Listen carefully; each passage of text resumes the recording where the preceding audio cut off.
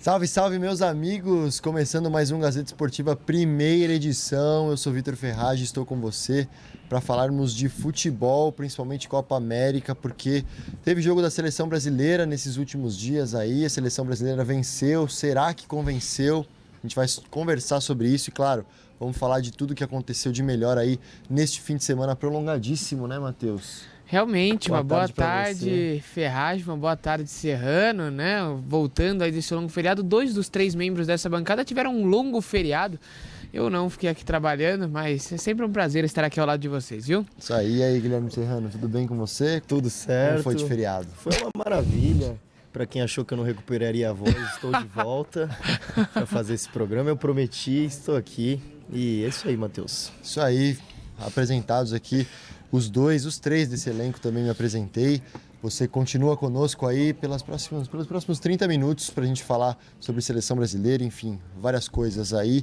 Quero passar para você a nossa enquete, para você entrar lá no gazetesportiva.com e votar na nossa enquete, ver aí o que você acha, porque a pergunta é a seguinte: quem você prefere que o Brasil encare nas quartas da Copa América? São esses três aí: Equador, Paraguai e Japão.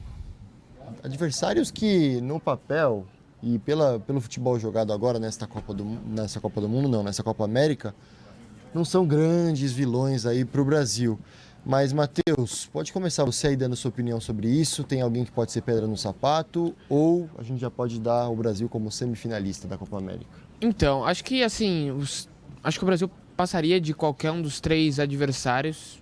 Acredito que alguns com mais dificuldade e outros com menos. Acho que para o Brasil o adversário mais simples é o Equador, por ser o pior time da Copa América, assim, de todos. Todos os times estão disputando a Copa América, levando em consideração mesmo Japão e Catar, os 2 convidados. O Equador foi quem menos apresentou futebol, um time completamente desorganizado, repleto de jogadores, sim, que você vê, por exemplo, Casares, um jogador que ficou fora da convocação, que poderia estar lá, porque assim, não tem ninguém melhor que ele, assim, você vendo.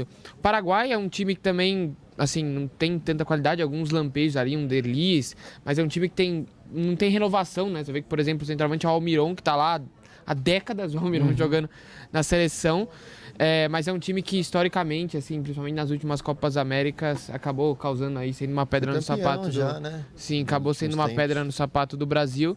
E o Japão, desses 3 aí que sobraram, que podem ser candidatos, para mim é o melhor time, a seleção olímpica, né, do Japão, que veio com seu sub-23, mas é quem tem ali a menor probabilidade de acabar sendo o adversário. Eu acho que o Equador, sem sombra de dúvida, o mais fácil. Equador, então, é o mais fácil, essa é a preferência do Matheus. Guilherme Serrano, segue a linha dele ou vai de Paraguai, Japão? O Japão vem de uma goleada e empatou com o Uruguai, mas como ele falou, vem fazendo até que vem demonstrando um bom futebol, pelo menos assim. Sim. O Catar também foi eliminado, mas também deixou uma boa impressão na medida do possível. Exato.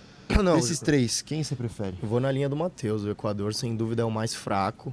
Seria o caminho aí mais simples para a seleção brasileira. Paraguai também não é lá uma grande seleção, mas tem esse histórico aí de derrotas, Brasil tendo derrotas para o Paraguai recentemente. E o Japão surpreendendo. Eu não gostaria de enfrentar o Japão, poderia, quem sabe, dar um problema maior para a seleção brasileira. Então, espero que enfrente o Equador para a gente avançar tranquilo para essa semifinal. Isso aí, os 2 aqui então foram de Equador. Você pode votar aí, deixe nos comentários qual que é o adversário mais difícil. Já pode até alongar aí o seu pensamento, quem que vai ser o grande adversário do Brasil nessa Copa América. Comente aí, a gente vai discorrendo ao longo do programa. Mas voltando um pouquinho, vamos falar do último jogo do Brasil, porque o Brasil jogou no último fim de semana e venceu por 5-0 do Peru no último sábado lá na Arena Corinthians. Uma pergunta que a gente fez lá na Rádio Gazeta, eu quero perguntar para você, Matheus. Com essa vitória, o Brasil convenceu ou não? Mais ou menos. Mais ou menos? Discorra. Mais ou menos. Acho que assim, o 5-0 talvez tenha ficado demais pro que foi o jogo. Acho que o gol logo no início, ali os 2 gols saíram logo em sequência, acabaram facilitando muito a vida do Brasil. Acho que a estratégia do Peru foi completamente errada de querer ir pra cima do Brasil, assim. O Brasil, apesar de não estar no que encontrou mais dificuldade até agora na Copa América, foi propondo o jogo. Enfrentando times que se defendiam bem e tendo que propor o jogo. E aí veio um Peru que, tudo bem, não veio com 11 jogadores no ataque do Brasil, mas veio um time querendo jogar de igual para igual. Mais solto, né? Veio solto, querendo jogar de igual para igual. E aí na primeira oportunidade ali, segunda que teve, o Brasil acabou fazendo 1-0, depois logo fez o segundo, os gols acabaram saindo naturalmente. Foi, sim, um jogo bem tranquilo pro Brasil. Eu que imaginava que o Peru fosse o adversário mais difícil dessa primeira fase, acabou sendo disparado, que o Brasil teve mais facilidade, acho que justamente por essa ideia, proposta de jogo mais ofensiva do Peru. Exatamente. E agora, Guilherme Serrano, seu destaque para essa partida aí, quem jogou bem, quem jogou mal? O principal destaque é o Everton, né? Cebolinha. Mais uma vez, né? A torcida vinha pedindo a entrada dele, o Tite promoveu essa entrada e ele correspondeu, fez um belo gol ali, pode falar que teve uma falhazinha do goleiro ali, talvez demorou um pouco pra Falhazinha, cair. tá louco, hein, Serrano? Goleiro demorou um dia pra cair.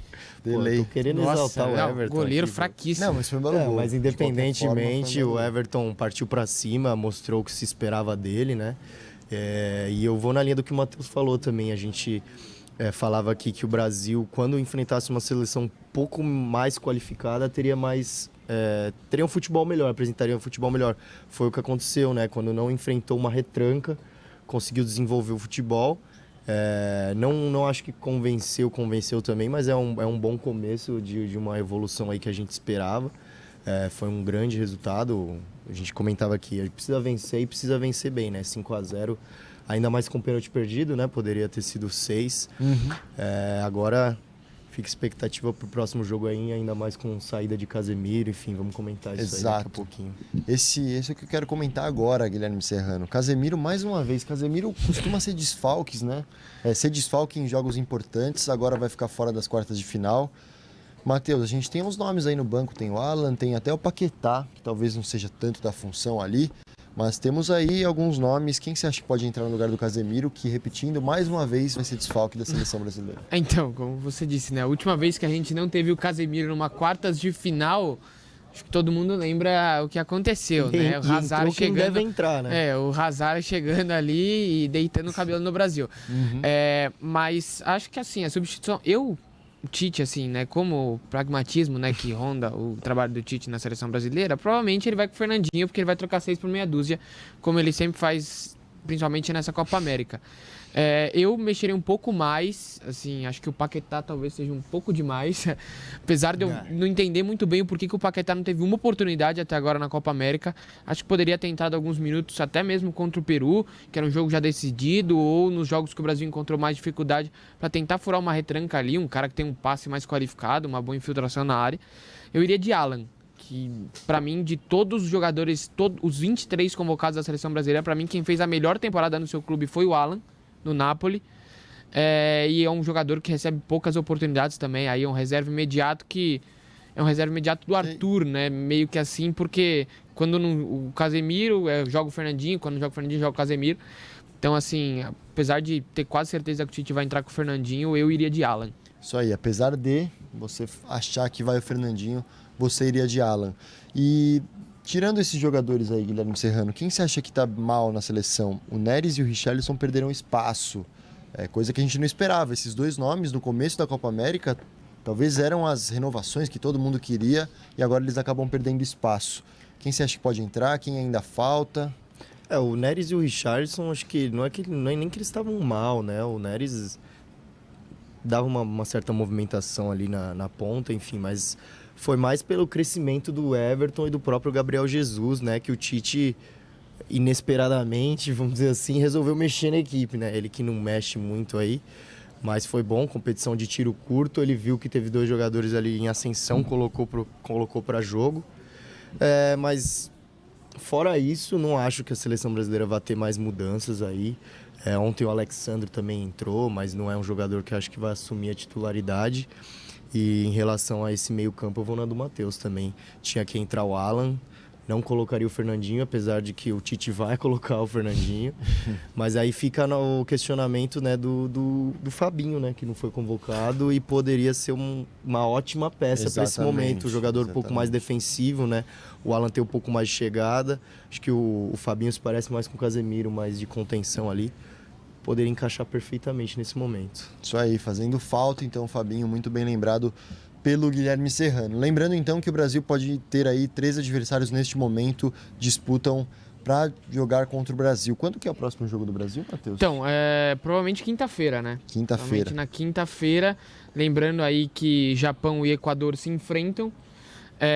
Aí quem acabar perdendo pode classificar como terceiro, né? Se empatar, quem passa é o Paraguai. Agora, quem vencer aí, que o perdedor acaba enfrentando aí diretamente o Brasil. Isso aí, então. Equador, Paraguai e Japão. Essa é exatamente a nossa pergunta. Você entra lá no gazetesportiva.com para votar. Antes da gente falar do futebol feminino, vamos dar uma atualização sobre os outros times da Copa América. A Argentina venceu. Venceu o Catar por 2-0, num jogo até bem tranquilo da Argentina, né? Saiu um gol numa falha bizarra do zagueiro do Catar logo no início do jogo. O Lautaro fez 1-0, aí o jogo também foi bem tranquilo. A Argentina até que sofreu um pouquinho, mas nada demais. Destaque para o gramado, né? Que tava bem... Nossa, exato, o pessoal reclamou bastante. Parecia um pasto. Realmente uma vergonha, né? Exato, a gente também tem jogo entre Uruguai e Chile na noite de hoje. Jogo bom para assistir. Vale a liderança do grupo C. E um jogo importante porque quem perder joga com a Colômbia na sexta-feira e quem ganhar joga contra o Peru no sábado. Então, um jogo super importante para ver se tem mais dia de descanso, se pega um adversário um pouco menos forte. Enfim, jogos para... Só um ponto que eu queria fazer aqui, que eu acho que eu me confundi na hora de falar, eu acho que eu falei que Japão e Equador quem perdesse, mas é quem ganhar enfrenta o Brasil, não quem perder. Quem perder tá eliminado já, tá fora da competição. Exatamente. Bom, pra gente terminar, acho que vamos dar palpite aí do jogo Chile e Uruguai, que acontece hoje. Podemos. Eu vou de 2-1 Uruguai. 2-1 Uruguai, foi o que eu falei na rádio também. Eu vou de 2-1. Um bom palpite, mas para não ser igual, o 2-0 Uruguai. Então. 2-0 Uruguai, então os três aqui acreditando numa vitória do Uruguai. Comenta aí se o Uruguai é favorito para essa Copa América ou não. Agora eu quero fazer a ponte, depois a gente dá uma passada no Facebook, porque eu quero falar de seleção brasileira feminina. Ontem foi um dia importante para a seleção brasileira feminina, um dos jogos mais difíceis, mais difícil desse ano. A seleção brasileira acabou perdendo para a França por 2-1 na prorrogação, um jogo que algumas jogadoras da seleção francesa datavam como um jogo fácil. Não foi nada fácil para nenhuma das duas seleções. O Brasil sofreu bastante, acabou perdendo na prorrogação por 2-1. Eu quero saber como foi esse jogo, Matheus, porque o Brasil mostrou uma cara diferente. Já havia mostrado essa cara diferente contra a Itália quando jogou de igual para igual também. Agora contra a França não deu, mas deixou uma boa impressão? Não, deixou. Acho que assim, o que a gente tem que falar aqui é que a seleção brasileira vem de um processo muito mal feito pela CBF, com todas as meninas.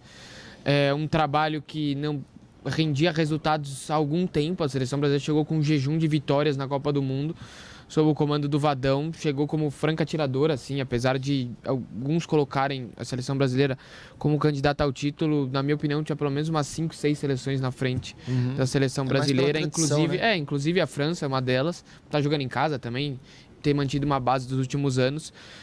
Acho que o Brasil foi além do esperado em questão de atuação ontem. Esperava uma derrota do Brasil jogando menos, sendo talvez dominada pela França. Não foi o que aconteceu, principalmente no primeiro tempo. A seleção jogou de igual para igual. Ali, depois, no final, nitidamente bateu o cansaço ali na seleção, na minha opinião. A França acabou se sobressaindo. E assim, é difícil a gente ver que talvez pudesse ter chegado mais longe, não fosse um trabalho, um projeto talvez tão mal feito, que assim, a seleção, o trabalho do Vadão é bastante questionável.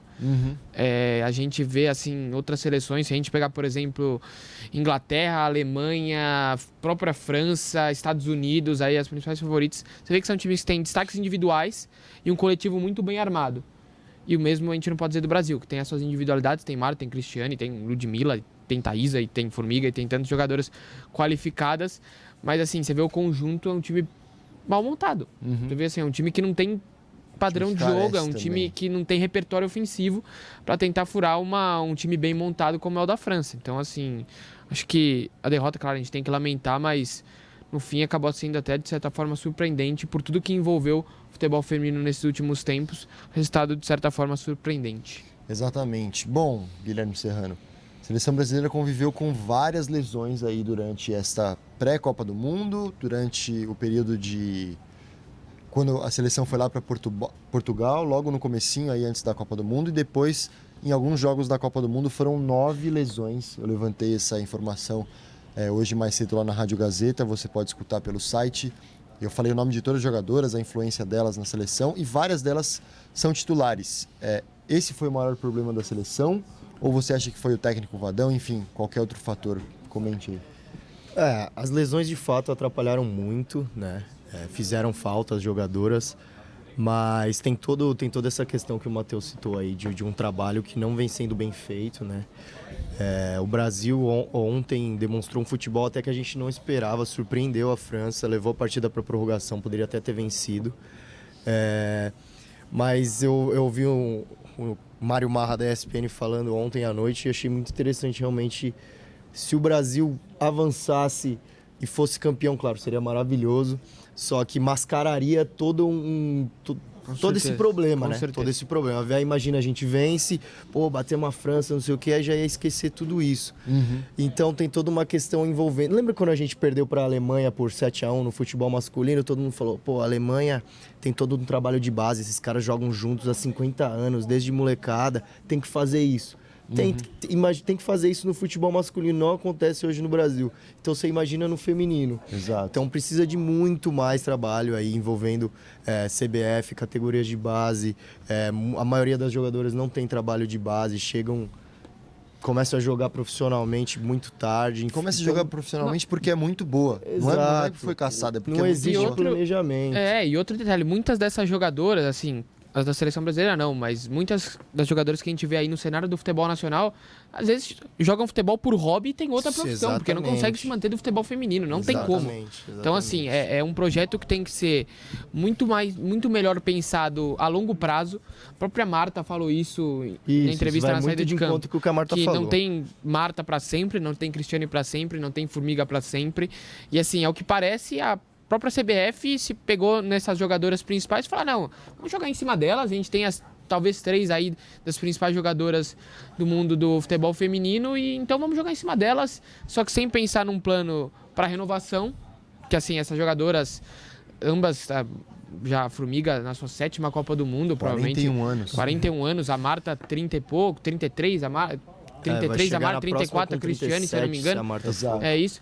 Então, assim, são jogadores que talvez não estejam na próxima Copa do Mundo, talvez estejam nos Jogos Olímpicos, mas não na próxima Copa. Então, assim, se não tiver um trabalho bem desenvolvido de base, um time bem treinado, um projeto como a gente tem nas categorias de base de tantos clubes aqui que a gente tem no futebol feminino, vai continuar nisso e a gente vai ficar torcendo por algo que a gente sabe que é difícil de acontecer ao mesmo tempo. Exato. Então, o futuro da seleção brasileira feminina é uma incógnita. Porque a gente não sabe aí quais são as jogadoras que vão permanecer, quem vai sair, a gente não sabe nem o futuro do Vadão, que é o técnico atual.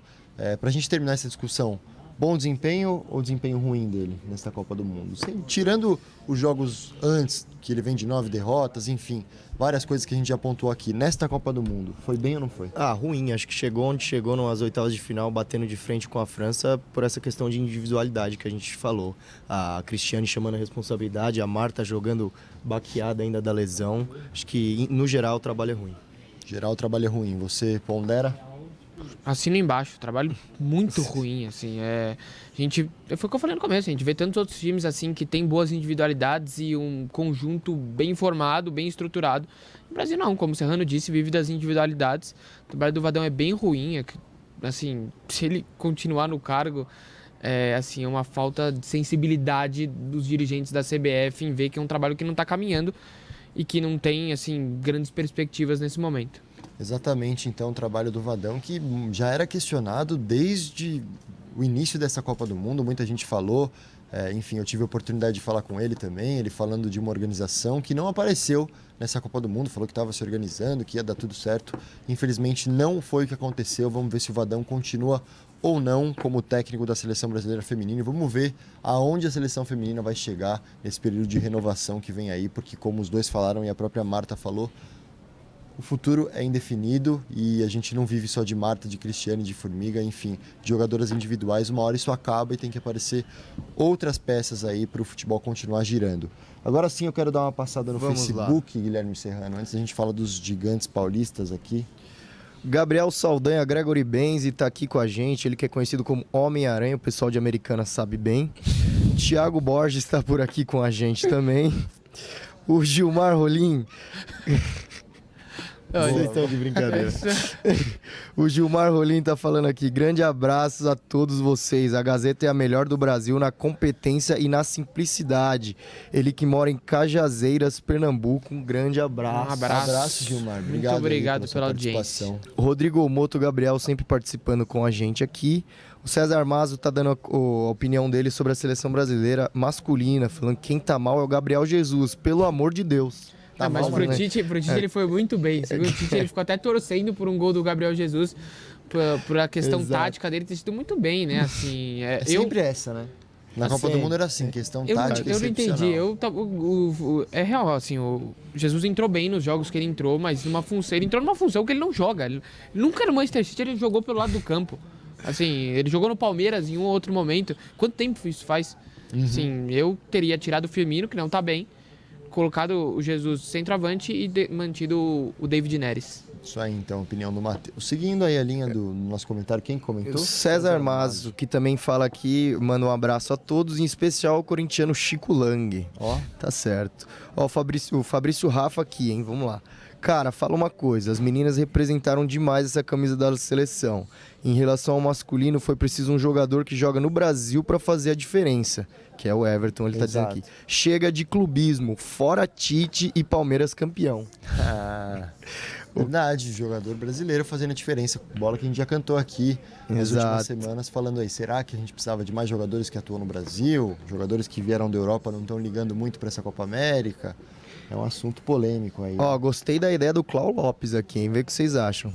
Convida o Muricy pra ser técnico da seleção feminina, talvez ele aceitaria. Não vai. Não, mas mesmo assim, o Muricy seria um novo Vadão na seleção brasileira. Um técnico que tá fora do mercado há algum tempo.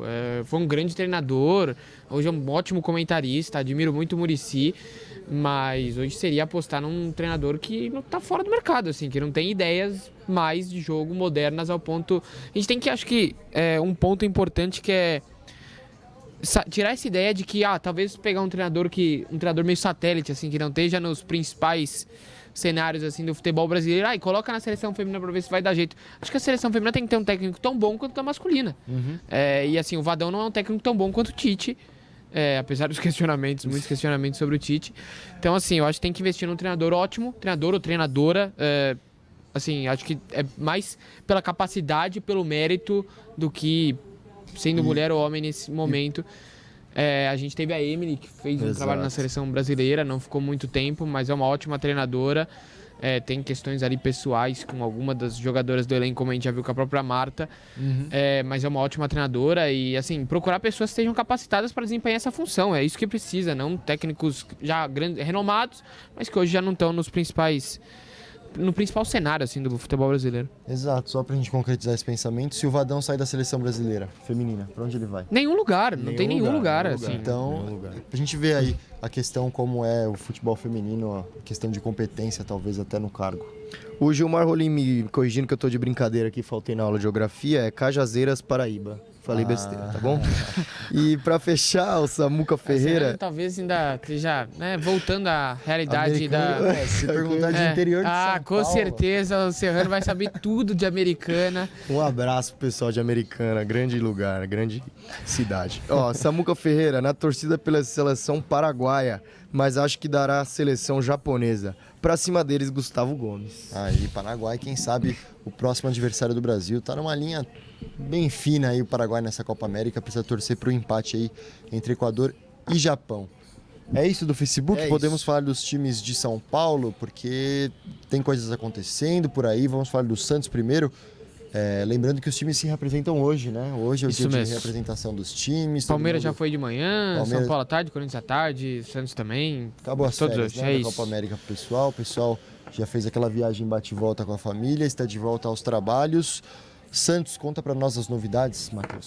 É isso mesmo. Então, assim, tem uma questão de dívidas, né? Do Santos, para variar, a gente voltando a falar da questão extracampo do Santos, né? O São Paulo ele cobrando a diretoria por atrasos aí em direitos de imagem. Mas o Pérez, segundo ele, falta pouco, ele vai acertar tudo. Vai acertar tudo até porque está chegando aí ao Santos, né? Será aí desembolsado nos próximos dias uma das parcelas, né, da compra do Rodrigo pelo Real Madrid. Então o Pérez aí promete com esse dinheiro arcar aí com todas as dívidas que tem com o São Paulo e com o elenco aí, sanar isso e ficar tudo às ordens. Exatamente. O presidente do Santos diz ter recebido e recusado uma proposta de 17 milhões de euros do Atlanta United pelo Jefferson Soteldo. Guilherme Serrano? Olha, é muito dinheiro, hein? Você liberaria? Caramba, 74 milhões de reais, dá pra fazer bastante coisa, hein? O Santos que tá precisando de dinheiro aí, É a camisa 10 do Santos. cara, realmente, mas... Eu acho que ele nem jogou tudo isso no Santos pra valer essa grana, sinceramente. Exatamente, eu acho que eu aceitaria essa proposta. Chegou com a bola 74 toda na milhões de Copa reais. América também, né? Muita gente apostando aí no Soteldo. O Santos não vai liberar, de acordo aqui com o José Carlos Pérez. Ele recebeu e recusou a proposta, quer continuar com o Soteldo aí até o Eu fim não do ano. imagino o Soteldo voltando a receber uma proposta desse nível. Exato, aí, né? a não ser que o Santos continue crescendo aí, quem sabe ser campeão brasileiro, acho muito difícil, mas se terminar assim, acredito que eu também acredito que não vai chegar uma proposta tão pesada nesse nível aí, 17 milhões, quase 74 milhões de reais. É um preço muito bom aí que o Santos abriu mão por um jogador que talvez na primeira oportunidade vai embora. Exatamente. Então é bom a gente pensar nisso também. Agora falando do São Paulo, saindo lá da Baixada, vindo para São Paulo para a gente falar dos 3 novidades do São Paulo, Matheus. É isso, São Paulo sem novidades em questão de mercado, né? Contratações, saídas, mantida a base, deve ter alguns reforços de jogadores que estavam lesionados, né? Que devem voltar agora pós-Copa América, caso de Lisieiro, de Pablo, de Rojas, do Everton, né? Que na reta final, antes da parada, teve uma lesão muscular, mais uma entre tantas. O São Paulo se reapresenta hoje à tarde. Aonde? No CT da Barra Funda. E depois? E depois irá para a grande cidade de Guilherme Serrano, irá para Cotia, Maravilha. lá no centro de treinamento Sejam das todos categorias de bem-vindos. base. Sejam bem-vindos. Ele vai estar lá, né? Serrano vai recepcionar o ônibus. vai recepcionar Ele vai o sair agora daqui às 2, ele vai lá recepcionar o ônibus. Não sei de que forma, mas talvez vai lá recepcionar o ônibus. Isso aí, então. O primeiro compromisso do São Paulo após a pausa é o clássico contra o Palmeiras, no dia 13 de julho, às 19 horas, horário de Brasília, no Morumbi. Jogo importantíssimo. A gente, claro, vai falar no decorrer dos próximos programas aí sobre esse confronto, que vale muito para o Palmeiras e para o São Paulo também. Para o São Paulo pode ser uma arrancada no Brasileiro, mas isso é assunto só para daqui a pouco. Daqui a pouco não, daqui a alguns dias. Aí quando acabar a Copa América a gente fala sobre isso, claro, dando as novidades do São Paulo diariamente aqui. Palmeiras, Guilherme Serrano. O Palmeiras, assim como o São Paulo, também se representa nessa segunda-feira. O nosso repórter Bruno Calhó esteve lá. E no sábado o Palmeiras vai ter um jogo treino contra o Oeste, na própria academia de futebol. E depois vai viajar para Campinas para uma outra partida amistosa, né, contra o Internacional. Internacional? O tradicional Guarani. Ah, tá. Contra o tradicional Guarani, hein? Palmeiras e Guarani, jogo bom aí. A reestreia oficial do Palmeiras na temporada, aí sim contra o Internacional, depois na Copa do Brasil. Adorei. Não estava preparado. Não, essa, a né? gente Gostei. aqui, a gente adapta Gostei, tudo, amigo. A gente gostei. aproveita para manter sempre o elenco Com forte. certeza. Exatamente. Entrosamento Então, a voltando, mil. o Palmeiras pega o Internacional agora na intertemporada, vai enfrentar o Guarani lá no estádio Brinco de Ouro da Princesa. Pra gente terminar o giro pelos principais aqui de São Paulo, Matheus, Corinthians. É isso, Corinthians reapresenta também hoje, daqui 4 dias o Corinthians faz um primeiro amistoso lá inaugurando, né, agora que chama Arena Eurobike, lá no antigo estádio Santa Cruz, contra o Botafogo de Ribeirão Preto. E depois no dia 4 de julho, é isso mesmo? Exatamente. No dia 4 de julho tem Uma quinta-feira. É isso mesmo, terá um jogo contra o Vila Nova. Vila Nova do Danilo, né, um ex-Corinthians aí. Danilo Corinthians saiu irá- do Vila Nova. Danilo está fora É verdade, do Vila é Nova. verdade, é verdade. Mas ainda tem outro do Corinthians, tem um Não, Mosquito mas que tá lá emprestado. Isso Aí, aí, é então. verdade. Corinthians- Essas negociações da parada da Copa América, né? Que acabaram nos Exatamente. prejudicando. Bom, o que a gente pode resumir então é que os 4 se representam hoje, uns já apareceram, outros ainda não, uns vão para o interior, outros não, mas os 4 times aí principais aqui de São Paulo, o seu time talvez já vai se representar na tarde de hoje, vão esquecer um pouquinho a Copa América e as férias para trabalhar para esse segundo semestre que promete. Alguns times Palmeiras- precisam trabalhar muito, viu? Exato, isso alguns que- times precisam trabalhar bastante Vamos para ver, voltar né? bem aí. Alguns times prometeram que iam Vamos trabalhar ver que muito. efeito essa parada vai fazer aí, porque parece que no segundo semestre vai virar campeonato inglês. Todos Ah, os com times certeza, jogando vai uma virar bola Champions aqui. redonda. viu? Exatamente. Não, eu tô esperando no mínimo assim 800 passos trocados de cada time na volta da Copa América, mais ou menos uma média de 50 finalizações por jogo. Todos os times assim jogando taticamente perfeito, times que competiriam ao nível da Champions League, com certeza se enfrentassem Real Madrid, Barcelona, acho que competiriam de igual para igual, é isso que eu tô esperando assim, porque a expectativa tá grande. E não é a gente tá falando não, é Exato, os técnicos do exato. time aí, depois não vem falar que foi a gente. O técnico do seu time aí certamente já falou isso. Vamos ver aí como que vai ser essa volta. Bom, para a gente terminar, vamos ver o resultado da nossa enquete, porque você votou lá no gazetesportiva.com e perguntou quem você prefere que o Brasil encare nas quartas da Copa América. Vocês votaram em Equador. Eu votei em Equador, mas lembrando que o pessoal que torce contra a seleção brasileira pode votar também. Se ele preferir um adversário mais forte para o Brasil ter mais chance Tem de muito, perder. será que torce contra a Tem, seleção brasileira? Bastante. E não é o meu caso, mas eu sei que tem gente aqui, inclusive nessa redação. Ah, pensei que você ia falar nessa mesa aqui. pensei Nessa que você ia levantar redação. polêmica, Não vou citar nomes, mas tem o pessoal. que não está torcendo pelo sucesso do Brasil. Exatamente. É que torcer, sinceramente, eu não entendo assim pessoas que torcem efetivamente para a seleção brasileira. Acredito que as pessoas torçam de verdade. Eu, por exemplo, só torço pro meu time. E assim, se a seleção brasileira ganhar, ótimo, se perder, uma pena. Mas eu só torço pro meu time e só não torço para a seleção brasileira. Não sou fã da seleção brasileira. Não pagaria o ingresso para ver a seleção brasileira. Olha Lembrando, já que a gente deu essa deixa aí de torcida, o Daniel Alves deu uma declaração polêmica. Exato. E Daniel Alves, jogador mais velho da seleção brasileira, deu uma declaração Muito bem polêmica lembrado. falando de quem vai à seleção brasileira está vaiando o Brasil. Acho que foi uma Tem a ver? declaração Tem muito a ver? Ai, meu Deus Não do tem nada a céu. ver uma coisa com a outra, né?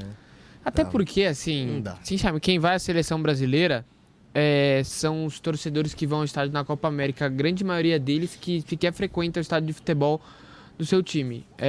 Muitos dos que acompanham jogos da Copa América no estádio não são torcedores, são consumidores do futebol. E eles pagam para ver espetáculo, estão no direito deles. Eu também falei aqui que não pago ingresso para ver a seleção brasileira, mas pagasse, ia querer ver um grande espetáculo dos comandados do Tite, e assim, não é isso que estão vendo. Tanto que na Arena Corinthians o Brasil goleou e assim, ninguém vaiou. Agora, um time que não consegue ganhar da Bolívia e da fortíssima Venezuela, com todo respeito, acho que assim, as vaias são o mínimo, né? Ou se não, é uma forma também de mostrar que não está contente com o trabalho. Se o Dani Alves está contente com o trabalho que vem sendo realizado na seleção, muito bem, mas acho que ele precisa rever alguns conceitos. Exatamente, Daniel Alves que está saindo do PSG. Será que Exatamente. vai para onde, Daniel Alves? Que deu uma declaração polêmica. Confesso que eu não esperava, eu gosto do Daniel Alves. Acho que ele dá mas ótimas nessa ele foi entrevistas. super infeliz. Acho que Super, ele dá super ótimas infeliz. entrevistas, ótimo conteúdo, mas como você disse, você agora falou besteira. Isso aí. Bom, podemos passar o resultado da nossa enquete, então. Quem você prefere? Nossa, Super que... acirrado. Caraca, Super acirrado. tô bem Achei até quebrado. Goleada essa. Japão com 35%, Paraguai 34% e o Equador com 31%. Pessoal, ou são o pessoal que tá torcendo contra, Exato. ou é o pessoal que tá Muito confiante. tá confiando na nossa querida seleção olímpica japonesa, né? Exatamente. Olha só, então, super acirrado, você pode entrar lá e votar durante o dia todo, assim como você pode ver todas as principais matérias aí que aconteceram, que acontece desta Copa América, muito além do Brasil e muito além dos 90 minutos. Exato. Olha isso, o pessoal voltou como, hein? Que beleza. Isso aí, Matheus, obrigado pela sua participação. Tem mais alguma coisa a dizer? Não Mais algum só abraçar você, abraçar Guilherme Serrano pela estar aqui ao meu lado. Sempre um prazer estar com vocês na primeira edição, principalmente agora voltando do feriadão, ver que os senhores estão todos bem recuperados. Isso aí. Foi feriado, um abraço a todos e obrigado a todos que nos acompanharam. Isso aí, Guilherme Serrano, recuperando aí, recuperação Isso aí. desse feriado. Mas foi Hoje muito vai ter bem, regenerativa obrigado à pela sua tarde. Trabalho regenerativo, muito obrigado. E voltaremos em breve aí, sempre com as melhores informações. Exatamente. Eu dei uma colada aqui, o Fabrício Rafa disse, se pegar o Paraguai, perde e sai fora. Vamos ver aí se vai acontecer isso ou não. Lembrando que o Paraguai precisa de um empate. Você vai ficar sabendo tudo o que acontece de melhor. Quem que o Brasil vai enfrentar. Amanhã a gente já tem o resultado disso? Com certeza. Amanhã a gente já passa, então, quem que vai enfrentar o Brasil. Mas amanhã eu não nas estarei aqui, estarei de quartas folga. de final. Guilherme Serrano tá aqui amanhã. Eu estarei de folga também. O pessoal tá de folga. Caraca, peraí, você ficou 4 dias de folga e agora vai folgar de novo? Olha só, vamos treinar aqui. Estarei aqui nos Caramba, próximos esse 2 fins de semana. Isso aí, então. sempre importante. A gente volta amanhã, os dois não voltam, mas a gente volta com o Gazeta Esportiva primeira edição. Lembrando a você para curtir nossa página no Facebook, se inscrever no nosso canal no YouTube, também siga a gente no Twitter, enfim, a gente está em todas as redes sociais, só você procurar a Gazeta Esportiva que você vai achar aí e você vai continuar conosco durante as 24 horas do seu dia. Muito obrigado pela sua paciência, por estar conosco aqui, pela sua companhia. A gente volta amanhã. Até lá, tchau, tchau.